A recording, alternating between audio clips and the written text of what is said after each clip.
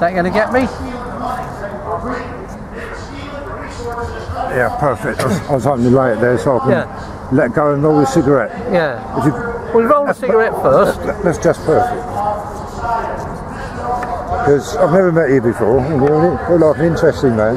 Oh, thank you. As soon as I saw the badge, the 8-pointed star, and I've looked into the symbolism of that. Whether I believe it or not is beside the point, but I did look into it and found it very, very interesting. Did you? I don't know if you know anything about it or not. No.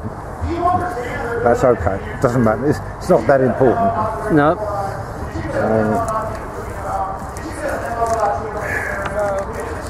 Metropolitan Police at the moment, they're not exactly popular. The police force generally are not very popular. To a great extent, that has to be the fault of the police force, not necessarily, not the constables, but... No, shall I tell you what I think? Yeah. I actually think, is that recording?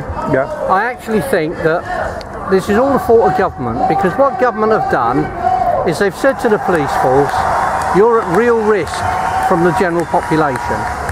So because you're at real risk, we're going to give you body armour, and we're going to give you CS gas spray, and we're going to give you a taser, and in the foreseeable future we're going to give you a gun, right? So the police walk out of the police station and they're worried that they are going to be assaulted by the public. There's not a snowball's chance in hell of that happening, ever, right? But because they are concerned about the public's their perception of the public, they walk around and they don't smile at anybody, don't say hello to anybody. The public see the police in a black uniform. It's intimidating to a certain extent. They see them in body armour, and they walk away from the police. So what government are doing is they're effectively putting a wedge between the police force and the company and the public. And neither the police force nor the public are in a position where they can understand that. It's just government being a wedge, and that you mustn't be frightened of your local copper. Your local copper's quite a nice bloke, probably. Yes, they are in the main. And will do everything he can to help you and protect you. But this is what's happening with the police force. They've forgotten about important law. They've forgotten about common law. They've forgotten about constitutional law. It's not taught anymore. Since 1986, when I joined the police force, there's not been a book on police law which has dealt with treason, for example. And I spoke to a Professor Card, who's an author of Butterworth's Police Law, and I wrote to him, and I said to him, why haven't you included in your latest book of police law offences against the state like sedition and treason? And he said, well, the reason for that is we only put the most common offences in, the ones policemen come across all the time. And I said to him, yes, but when a policeman comes across somebody committing treason, if he's never been taught about it, if he's never been educated in it, how is he supposed to know what he's looking at? And it's important, I think, that we actually teach police officers about the Constitution, about the common law, and about the fact that an awful lot of statute law is bad law, and it actually shouldn't be enforced. Is a question. Can statute law in any way be described as law, in the true meaning of the word? Oh yes, it can. And the reason it can was because the common law set up Parliament. And the common law, when it set up Parliament, it set it up and it authorised it to actually pass laws to deal with the day-to-day running of the country. Now the problem is, and this is the problem, and it was identified in 1628 by Chief Justice Sir Edward Coke, and again in 1713 by Chief Justice of the King's Bench, one of our greatest ever judges, in fact probably the greatest ever, Sir Matthew Hale. And what Sir Edward Coke and Sir Matthew Hale said was that the problem lies that Parliament, politicians, do not understand the common law and the Constitution. So they legislate and they pass bad law which does not conform to the requirements of the Constitution and the common law. That's not a problem because it can be overturned by the judges in the courts.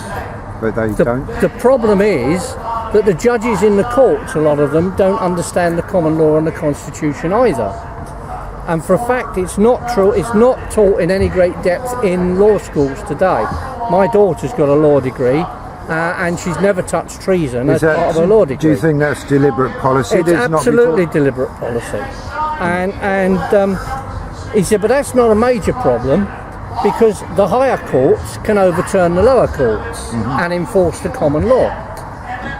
The problem lies when the law lords in the House of Lords don't understand the common law and the Constitution, and that's when law gets passed and when it gets accepted and is put on the books as the final law, and there is nobody to appeal it to. And that is the problem. And that is the problem we have today. Since the 1980s, when I joined the police force, 1986, police officers have not been taught about treason. The only reason I know about treason is because I bought a book called Moriarty's Police Law, which was published, in 1982, I think, and that was written by police officers for police officers, and it dealt with all of the offences against the state, including treason and sedition, and it did it in great detail. And because I didn't want to go out on the streets not knowing what the law of this country was, that was my bedtime reading. So if you look at my copy of Moriarty's Police Law, which was published in 1982, it actually looks 200 years old, the amount of use it's had, because I've read it from cover to cover several times. Well, you'd have to, wouldn't you? And just because I wanted to go out on the street and know if I came across something, what the hell I was looking at, so that I'd know which law to deal with it under. So you cannot be the only one, the only member of the police force, whether you describe yourself as a constable or an officer, it doesn't matter. You cannot be the only one who wants to know what his job is. Surely others are looking at this and finding out what exactly am I paid to do here. The problem is, you go to a training school today, and you're taught what you're taught at the training school. You go to university today, and you're taught what's on the syllabus. Yeah. And treason and the Constitution are not taught in any depth. Now, what I'm asking is, you look further because you're dedicated to you want to do a good job, like most people do. Yeah, absolutely. Surely there must be others, whether recently entering the force or experienced members of the force, who are thinking likewise and are doing likewise. I mean, not right. There must be. You can't be the only one. I'll give you a really bad law. A really bad law is the 2002 Police Reform Act. And that is a law which is used every day by the police. And it's used every day by the police to avoid doing what we pay the police to do, which is to uphold the law. We don't want them to do any more than that. Don't want them to bend it. We don't want them to stretch it. All we want them to do is uphold the law of this country the way it is written. But the 2002 Police Reform Act, it actually allows the police, supposing, let's take an example. You're a young woman, you're driving down the street one night late in your nice car, and a policeman stops your car. So you wind the window down to talk to him in the normal way, and the policeman looks at you and looks down the front of your dress and thinks, oh, that looks rather nice. And let's suppose that policeman actually gropes you. You go down the police station and you put a complaint in. Perfectly right thing to do, absolutely. It's assault, it's indecent assault, and there is a law that says you can't do it. So you go down the police station, you put your report in. Now the inspector will fill in the form. It's a little booklet of forms, and you fill it in, and it's questions and answers. You answer all the questions in the form, and then you sign it, and then it gets sent off to the complaints department. But before you go off the form, how about information the lady might want to impart that isn't covered by questions in the form, or is it limited to that? No. She will make a statement as well. Okay. Right? Yeah. So it's not that. No. Yeah, okay. But the form is very much date, time, and place, and what happened. Yeah. Right. Now, what will then happen is that it will go to the complaints department. Now, let's suppose that the complaints department don't want to follow that up. So what they do is they write to the IPCC and they asked the IPCC for a dispensation to be able to not investigate your allegation. What they want, what might be a reason for not wishing to the reason they investigate? give for that is always that the reason that the allegation is vexatious. Now, what does that mean? Well, sorry, excuse me laughing, it's a serious matter, but... Yeah, no, it's a very serious matter. But what does it mean? But the reasons that they give is that the allegation is vexatious, and that means that it's done just to cause trouble, basically. Oh. Now, the IPCC will actually come along and they will automatically rubber stamp that and say, yes, of course, you don't have to investigate this. So the young lady's been groped, she's done the right thing, she's reported to the police, and the police have applied for dispensation not to investigate the assault, and in fact the policeman gets away with it. It doesn't matter what you do or anything else. If you want to go any further than that, you've got to go to court and take a private summons out against a policeman for support. A lot of people can't afford that. A lot of people don't know how to do that. So basically, the policeman's got away with a sexual assault on a young woman. Yeah. Now, what recourse does she have now? Private prosecution? Private prosecution. And then it's his word against her? Well, absolutely. It's private prosecution, or she finds a big navvy with an iron bar to go and bend his head one night on a dark alley. Yeah, okay. But I mean, the fact of the matter is, the police have avoided doing what they're there to do. Yes. And they do it under the 2002 Police Reform Act. But the fact of the matter is that the 1689 Bill of Rights, which incorporates the Declaration of Rights, which is such a major constitutional law that it lays down the inheritance for the Crown. Yes. Right? Yes. That law actually says that dispensations, as they have latterly been given, are pernicious and void and are unlawful. So the IPCC, when they grant that application from the police to grant a dispensation, are actually breaching a major constitutional law. When the police apply for it, they're breaching a major constitutional law. But they don't understand the Constitution, and the IPCC lawyers don't understand the Constitution. And this is the problem that we, the general public, have. Right? And this is by design? Yeah, of course it's by design. Absolutely by design. The Metropolitan Police said to me when I reported acts of treason by John Major over the Maastricht Treaty, John Major, Douglas Hurd and Francis Maud over the Maastricht Treaty, for high treason against Her Majesty the Queen, because they actually made her a citizen of Europe, a constitutional impossibility. Really? Yes. I didn't know that one. Right. Well, it's very interesting, and that's got far-reaching. There's back law on that, going back to Henry III and King Edward III. We've got back law on that, and the holder of the Crown of England, it doesn't belong to them. They only hold it in trust for those that follow on. So they have to give it on to the person who inherits it after them in the same condition they found it. Right?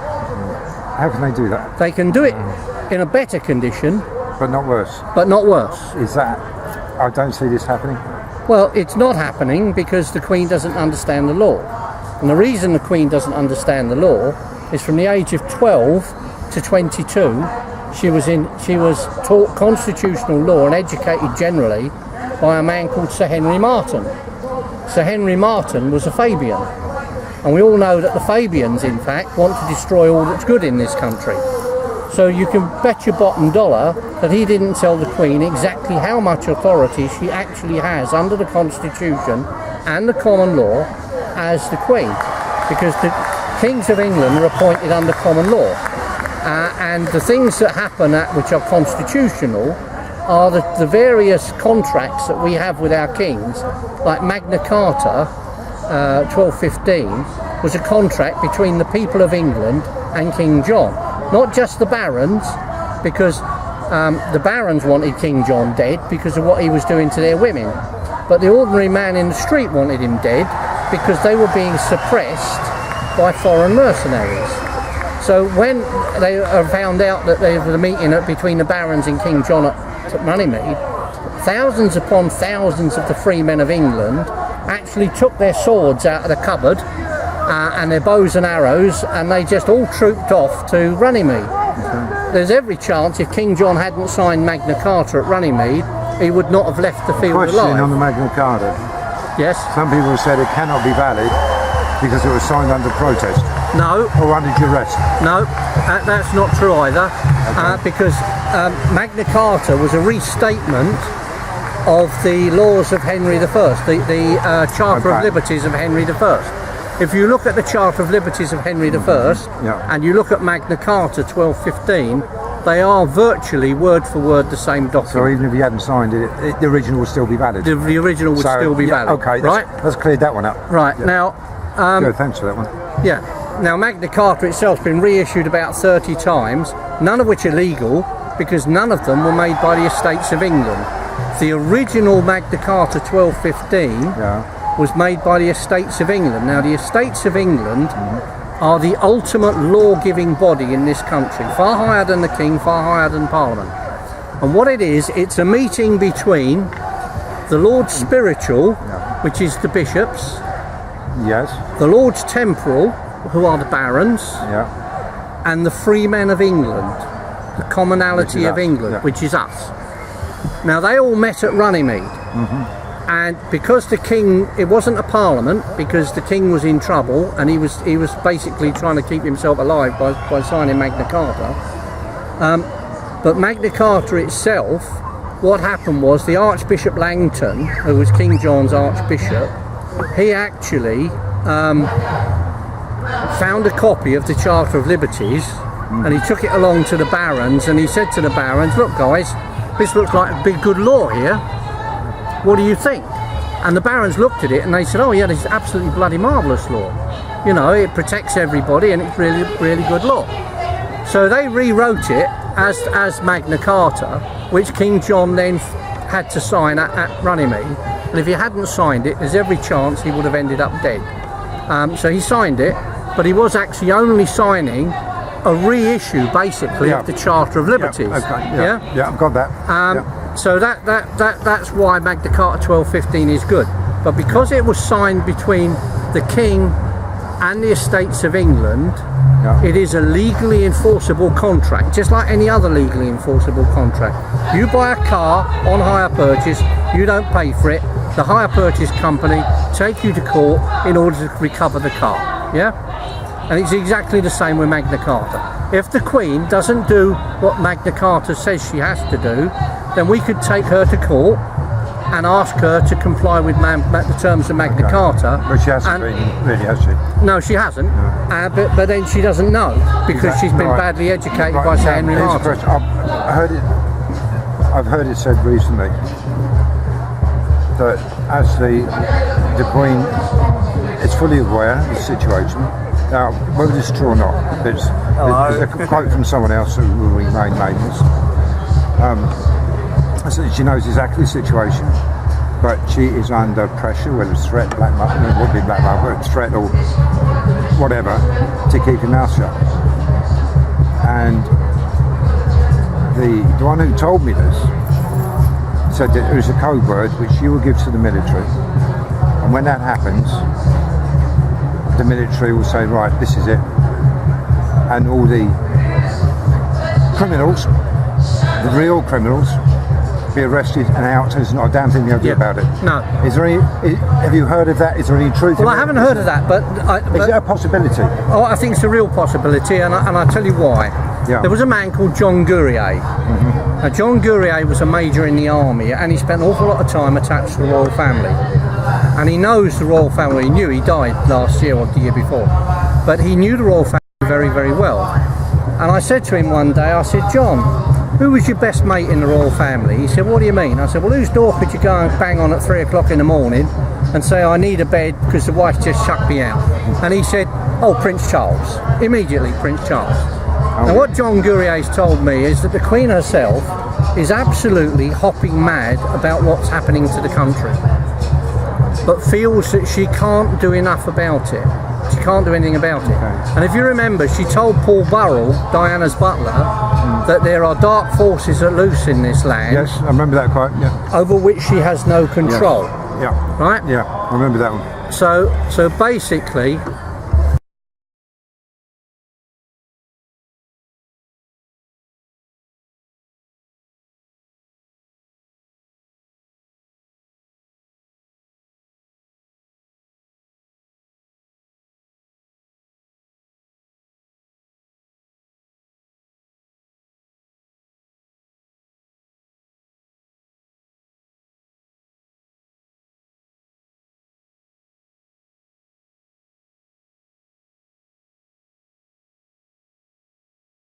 Anyway, so basically, that's what she said. So we can believe that the Queen doesn't like what's going on, and that she believes that there are forces that she has no control over.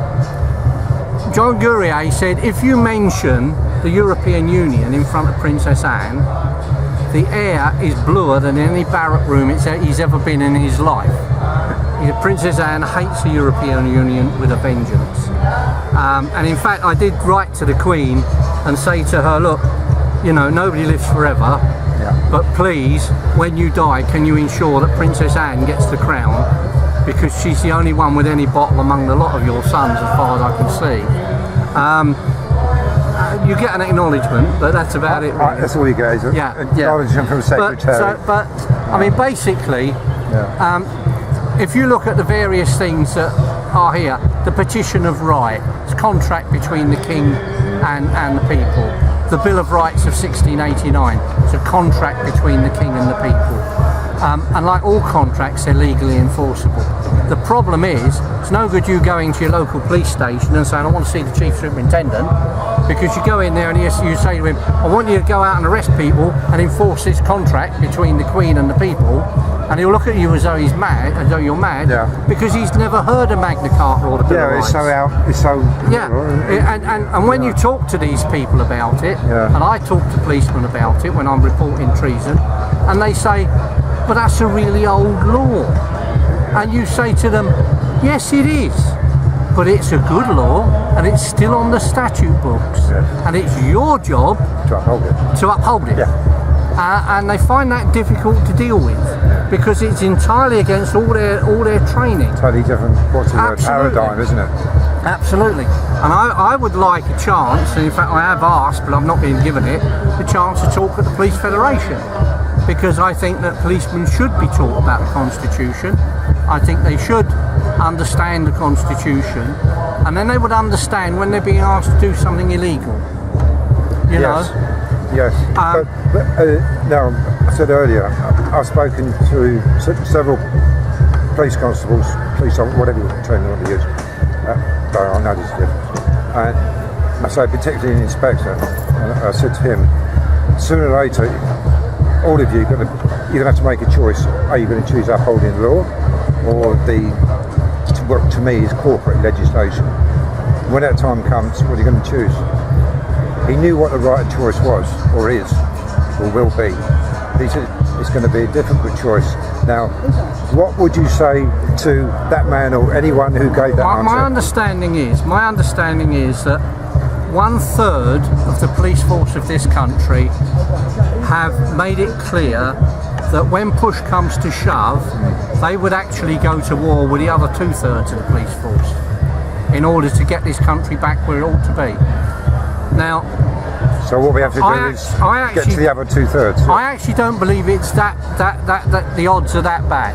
No. I actually think that if there are a lot of senior constables, sergeants or inspectors in that 1/3, then all they will do is tell their relief of 10 policemen, right, this is what we're going to do, chaps, go out and do it. And the policemen in the relief will go out and do it. So I think that the actual number of policemen defending us would actually be more than 1/3. It'd be sufficient, because critical mass is always less than... And somebody outside the Houses of Parliament, there were 3 armed policemen there with a Hector and Cock, and somebody went up to these policemen and they said to them, if the British public were coming down the road to drag out the politicians and hang them up off of lampposts for their crimes of treason against the people, would you actually fire into a crowd of English people? And 2 of them immediately said, no way. The other one didn't say anything, and the other 2 looked as though, he's one we got to shoot. So you look at it, don't you, that there are an awful lot of good policemen out there. And I think at the end of the day, what's going to happen is they will actually follow their conscience rather than what they're told. And I think that'll override their considerations for their mortgage, which will be secure anyway. It won't make any difference. But I wonder about the top level ones and I may be incorrect in this, it may be a judgment, but their salaries are excessively high, I think. And to me, that if someone gets paid so much money, and you're talking what, $250,000 plus a year, Yeah. if they have, no, that they don't, that's over the top, and that tells me they're bought and paid for. Let me tell you something that's quite interesting. That may not be a correct assessment. The first police officer I complained about, put a complaint in about for failing to deal with treason, was a Superintendent Trotman at Thames Valley Police. Thames Valley? Police. Right. St Aldhates Police Station, Thames Valley Police. And I had Chief Inspector came round my house and he said, we've cleared the Chief Superintendent. And I said, really? Did you look at the documents that I put in evidence of treason? And he said, well, I glanced at them. And I said, well, did you look at them? Did you read them? And he said, well, I glanced at them. I said, well, until you've actually read them and familiarised yourself with the treason laws, how can you possibly make a decision one way or another?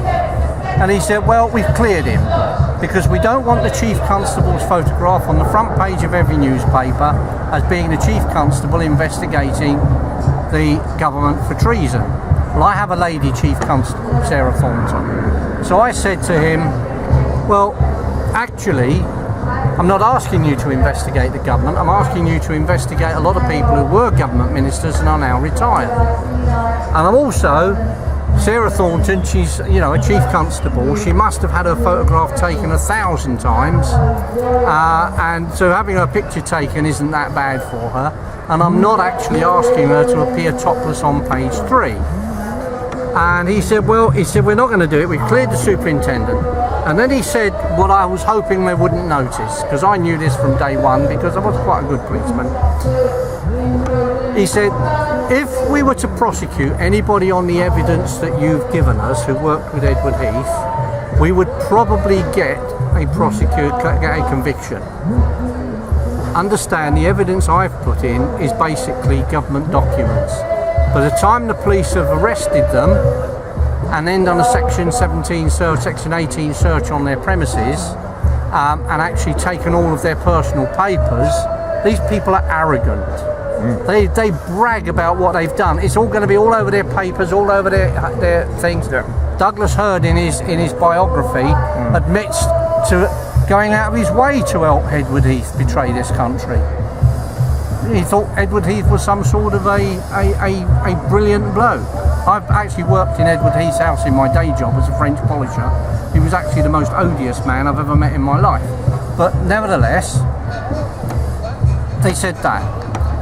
But he then went on to say, but the reason we're not going to do that is because if we got a conviction against anybody who worked with Edward Heath, we would have to go out and arrest every government minister for the last 35 years and charge them with treason, and that we are not prepared to do.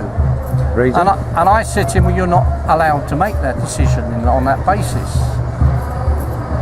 If you have evidence, and you've just told me you've got evidence to convict people who work with Edward Heath, then you have to follow that evidence wherever it leads you.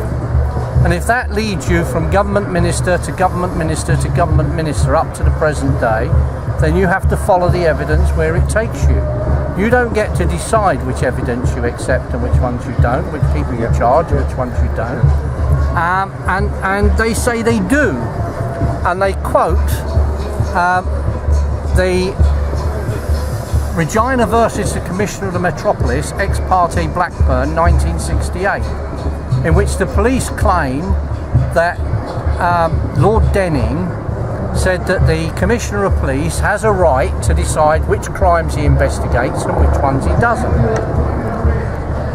And that therefore they quote that in order to get away out of investigating stuff. Now the first thing that happened was, I said to them, if you found a body, minus its head and its hands, so you couldn't identify it, but with gunshot wounds to the torso, you can't say, because of the expense and the difficulty of finding out who this is, which you have to do before you can find out who killed them, because of that expense, we're not going to investigate this crime. And 2 weeks later, we found a body, minus its head and its hands, but with major stab wounds to the torso. Absolutely.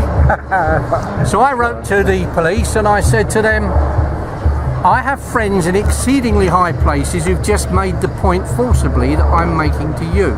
There is now a major police murder inquiry going on. Right? You do not get to pick which crimes you investigate. But you see, that would be all right if Lord Denning actually said what they say he said, but he didn't. He said the Chief Officer of Police or the Commissioner must be allowed to decide how he uses his resources, which are finite. Which is totally different statement. Right? Yeah. But if if the Commissioner took a policy decision not to investigate thefts with a value of less than £100, the courts would overturn that. Yeah. Which is not the same as saying you can do what you like, is it? No. Lord Salmon, who was another judge in the case, said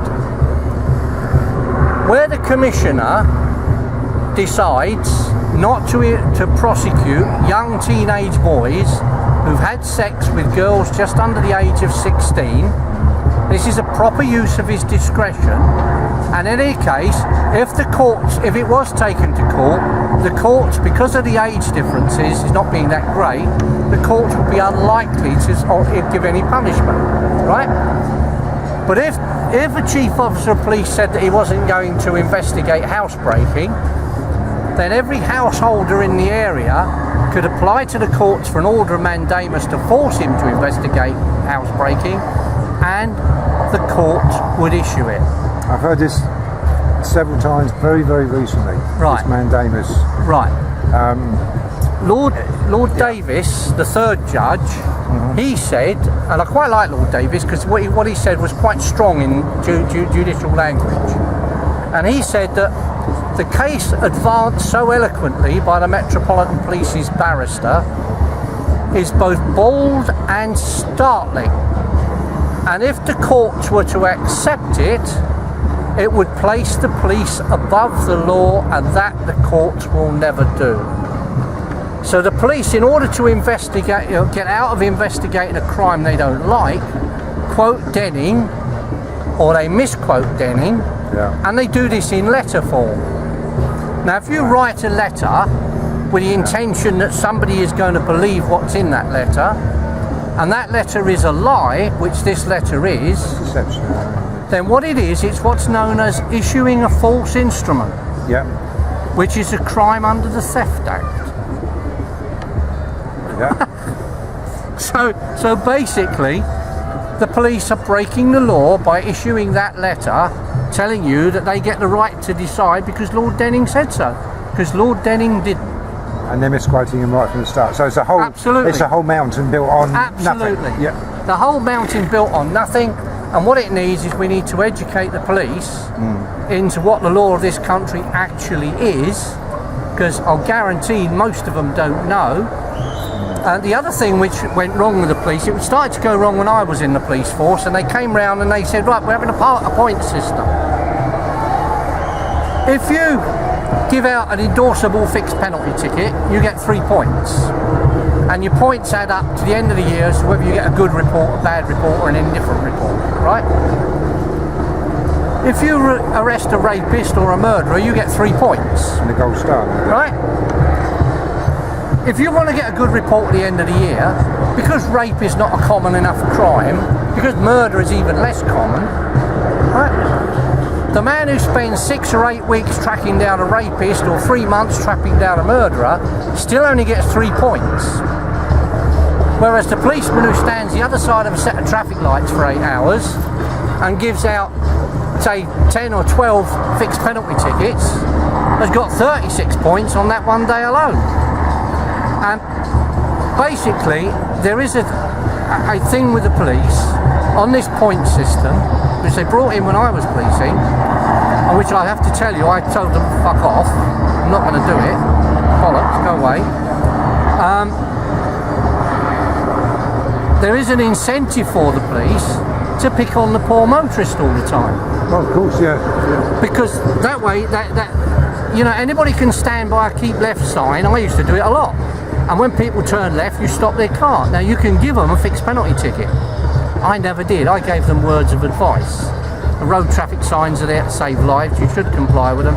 If I see you do it again, I will report you for summons, right? But a lot of policemen would just stand there with the fixed penalty tickets coming out their ear holes and just hand out... It's also a money spinner. Yeah, 20 or 30 fixed penalty tickets. Well, the policeman doesn't get the money, so he doesn't give a monkeys about the money. What he's interested in is getting his good annual report, so that when he applies to be made a sergeant, he gets to be a sergeant. When he applies to be an inspector, he gets to be an inspector. Yeah. So basically, that's the incentive for the police. And what the police ought to do, and what I always did, was I thought to myself, I am a servant of the public. I am here, and I've taken an oath, which I believe strongly in the oath. I've taken an oath that I will be here to uphold the law of this country to the best of my ability without favour, fear, malice or ill will.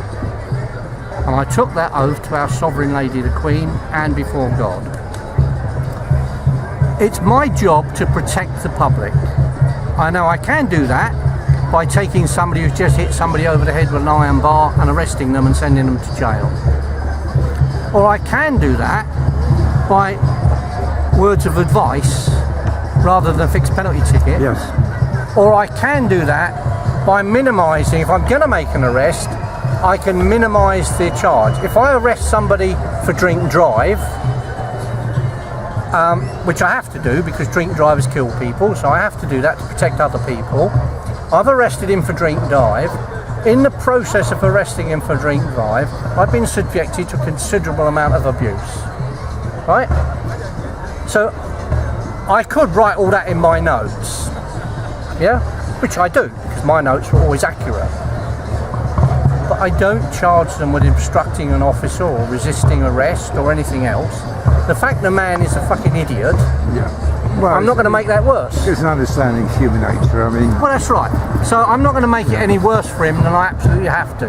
I've got to arrest him for drink drive because that's saving other people's lives. But I'm not going to make the offences against him tote up and tote up and tote up until instead of getting his £150 fine and a year's ban, he actually goes and gets in there and he gets a £500 fine and 6 months in jail because he's been nasty at the policeman.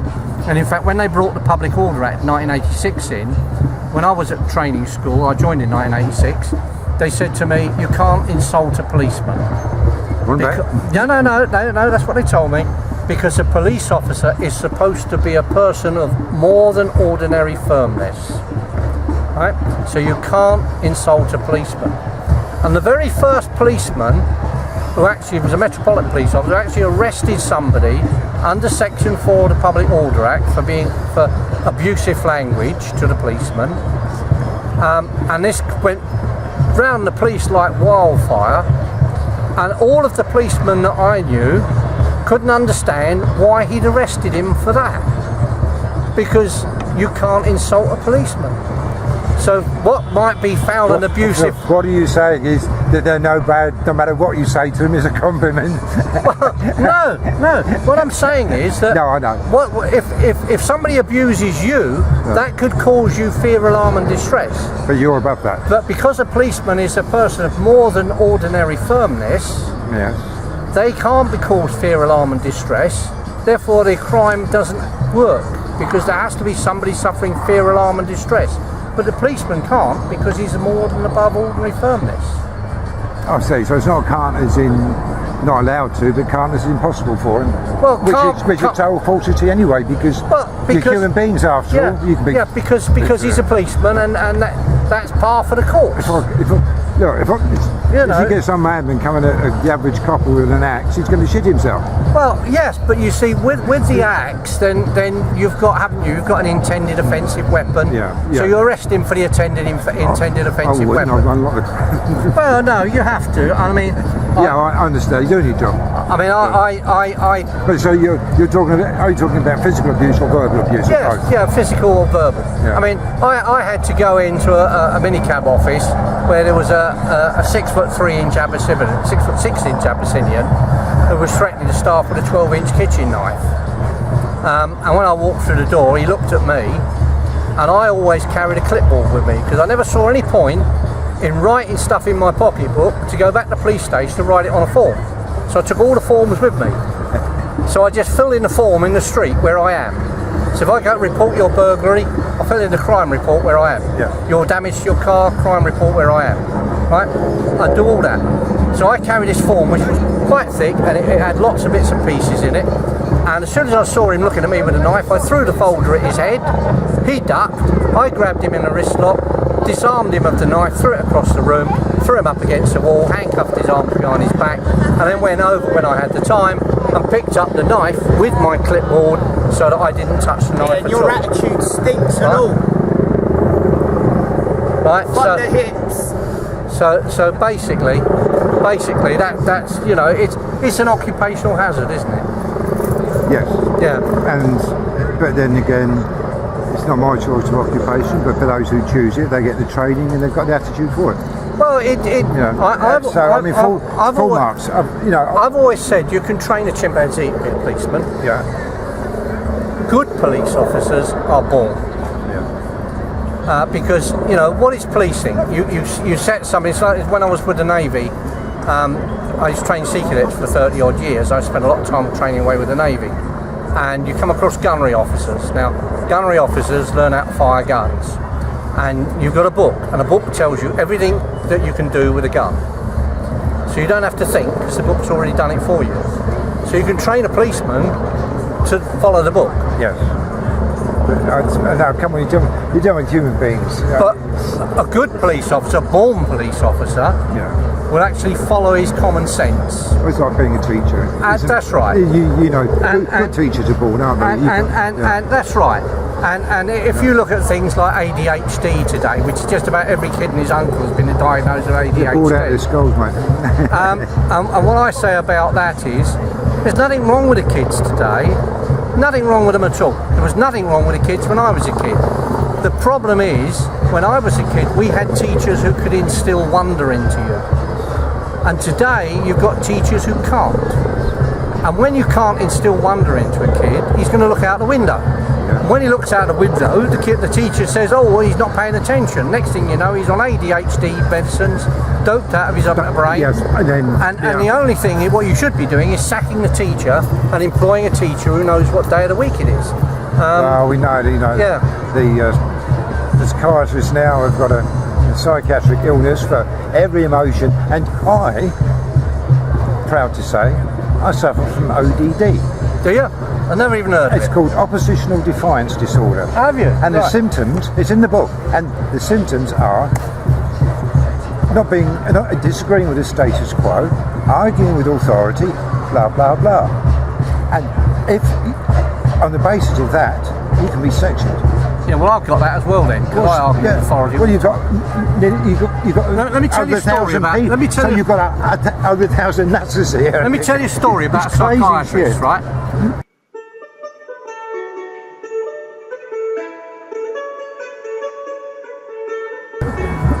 Thank you very much. Thank you very much.